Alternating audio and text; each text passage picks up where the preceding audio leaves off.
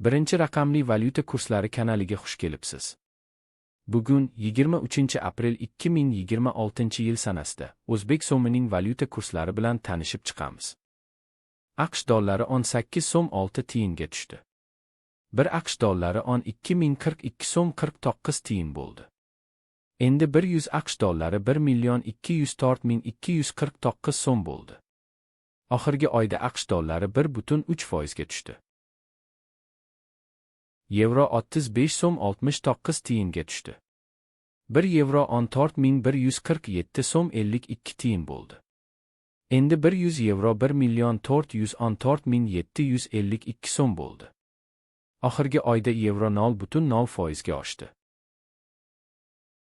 Rossiya rubli 77 tiyinga tushdi.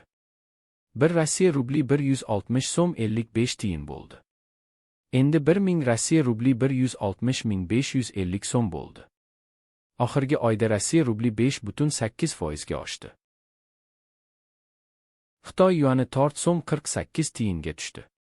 1 Xitoy yuani 1764 so'm 91 tiyin bo'ldi. Endi 1000 Xitoy yuani 1,764,910 so'm bo'ldi. Oxirgi oyda Xitoy yuani 0,3% ga tushdi. Koreya voni 6 tiyinga tushdi. 1 Koreya voni 8 so'm 15 tiyin bo'ldi. Endi 1000 Koreya voni 8150 so'm bo'ldi. Oxirgi oyda Koreya voni 0,1% ga oshdi.